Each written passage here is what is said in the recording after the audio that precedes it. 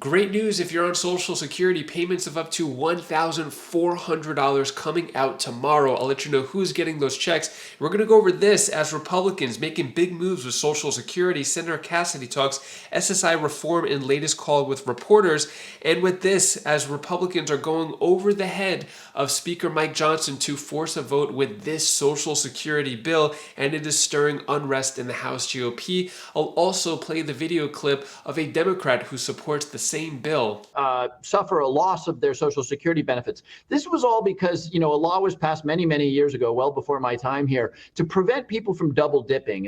I'll play the video clip of this co-sponsored bill, and how this could change Social Security and the way things are voted on in the future, and I'll give you some other important updates as well. Before I dive into the main content, if you appreciate these Social Security updates, hit the like button and subscribe to the channel for more Social Security updates. So, Social Security check, October payment of up to $1,415 in a few days. Actually, it is coming tomorrow. So tomorrow, being October 1st, we are getting the first SSI payment of the month. So you have to be at least 65 years old, have a qualifying disability or blindness, and meet certain low-income requirements. How much will you get paid? Well, it'll be the same as last month, but just in case you didn't know, it's $943 for individuals. This is the highest amount you could get. And then $1,415 for married couples, $472 for essential workers. So yeah, this payment's coming out October 1st. And if you receive retirement or SSDI benefits, your next payment will likely arrive on October 3rd. So those are the payments that are coming out for the month of October. And then we have some really interesting developments coming out with Social Security, as we are seeing things never done in Congress when it comes to a vote on the Social Security bill. We're going to get into that in a moment, but first, Senator Cassidy talks SSI reform in latest call with reporters. So when asked about the latest about Social Security, I think this is just 2 days ago or 3 days ago, according to the senator, Social Security Trust Fund is running out of money. What does he want to do about it? Well, he has a big, bold plan. Referring to Clinton and Bush, he says this: they balanced the federal budget, but they did it creating unfair penalties for those who worked in state and local government participating in those pension plans, but did not pay into Social Security. There should be a little bit of a ding, an appropriate ding, on how much you get if half your work life you didn't pay into Social Security. But the ding they're getting, the penalty they're getting, is far from excess of what they should be getting. So when talking about that, he's referring to the Social Security Fairness Act, which is gaining a lot of attention right now because of what is happening. We're seeing something that has never been done before in Congress when it comes to Social Security. The Republicans specifically are trying to go over the head of Speaker Mike Johnson and force a vote to pass the Social Security bill. So effort to force vote on Social Security bill stirs unrest in House GOP. Now, it's almost as if they are trying to force a vote as if there is a false deadline, or the deadline of the election coming up. If they could get a vote and pass a Social Security bill, this could be huge for all the politicians who passed a Social Security bill saying that they did something for Social Security. So it seems like that is the false timeline that they're going off of. So when it comes to the Social Security Fairness Act, which they want to do away with the windfall elimination provision as well as the government pension offset. This is creating quite the stir in Congress. So what's saying it here is from Republican: in a well-run Congress, no legislator signs a discharge petition if you're a majority. That is a rule that is never broken. The reason for that is because the bill enjoys support of more than 100 House Republicans, and almost 4 dozen have co-signed the effort to use what's known as a discharge petition to force the consideration of the bill. And the strategy is rubbing some in the conference the wrong way. Since Republicans have the majority in Congress, you would think they would say, hey, let's just have a vote on Social Security. But for whatever reason, Speaker of the House Mike Johnson has all the power, which is a Republican, by the way, but I guess he's not wanting to have a vote on this Social Security bill. So they're having to force a vote through this petition to have the Social Security bill voted on, which is kind of crazy.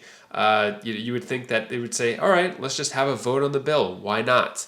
Another one from another Republican congressman saying, I'm a co-sponsor, I signed the discharge, and I was reluctant to because I've never done it before when you're in the majority. But I was talking to my firefighters and our policemen. I know how important it is to them, so I did it. Why not just have the vote, Speaker Mike Johnson? Why not just talk about Social Security and say, hey, let's see where everyone stands on making a change to Social Security? Really strange. We're hearing from Representative Chip Roy here saying, I will support a version that I co-sponsor, which would be accept $34 billion, which we ought to pay for. But it's responsible. The one that they're discharging is irresponsible and they can't defend it. And they won't defend it except that they're going to say things like, we're going to make everybody whole. They are not. So we're hearing some opposition there as well. What is this bill? What could we expect to see in it? How is this going to change the landscape of Congress? Well, let's take a listen to a Democrat talking about this Social Security bill. Did you know when civil servants like teachers and firefighters and officers retire with a pension, the amount of Social Security they're allowed to collect is drastically reduced? Well, Congress is considering a bill to hopefully try to fix that. It's called the Social Security Fairness Act, and it may fix it if it does indeed pass. Joining me now is Congressman Jim Hines to give us perspective on where all this goes. Congressman, welcome back to Face the Facts. Good to see you. Thanks for having me. So let's take a case in point. An officer or a teacher works for 25 years. They may have a side job to make some money there, but is it really that they can't collect the full amount of Social Security? Yeah. That's one of those cases where somebody who is paying into Social Security, having that withholding done from their paycheck every couple of weeks or so, may not get to see the value of that. Even more, I can give you an even sort of more difficult example. Somebody who decides they're going to go into law enforcement or teaching at age 35. Now, chances are good that for 14, 15 years, they've paid into Social Security, but now they're in a context where they are accruing a pension. In that situation in particular, people can really suffer a loss of their Social Security benefits. This was all because, a law was passed many, many years ago, well before my time here, to prevent people from double dipping. And the theory was that if you're collecting a big pension, you shouldn't be collecting the full amount of the Social Security. But as a result, you do have these unjust situations. And that is what this bill is trying to fix. So the Connecticut Mirror says technically this could help about 22,000 people here in Connecticut. Extrapolate that across the country. This is a big program that can cost a lot of money. It's not in good shape now, Social Security. Wouldn't that make the financial situation worse? Yeah, that's exactly right. And that's why I think this hasn't gotten done in a long time. I've been doing this for a little while, and, teachers and others are in my office all the time saying, you got to fix this. And the reason it hasn't gotten done is because, yes, it is quite expensive. A lot more money going out. The estimate is that it could cost $180 billion over 10 years. That's why this has provoked a certain amount of consternation here on Capitol Hill. Probably our Connecticut's reigning expert on Social Security, John Larson, has been very, very concerned because he totally supports the fix, but he points out that over a 10-year period, this will cost $180 billion, as I said. And the thing is, that's not just money that you can appropriate. It would be a little more complicated than that because Social Security payments, of course, come out of the Social Security Trust Fund. So that $180 billion, yes, it's a number, but what it translates into is it would, if we did this, which I hope we do, and I hope we find a fix for the money. If we did this, it would have a negative effect on the Social Security Trust Fund, which means that the day when Social Security can't pay out its full promised benefits, that day becomes a little closer. So then trying to fund it, he talked about lifting a certain cap. Do you think that's possible? Well, again, part of the reason that he's been a little concerned by these developments, and again, nobody knows more about Social Security than John Larson, is because he has a comprehensive plan that would extend the solvency of Social Security for many, many years, would deal with this issue, and would also adjust the way Social Security brings in revenue. You know, on Social Security, you've got a couple of ways you can bring in more revenue, right? You can increase the percentage of withholding.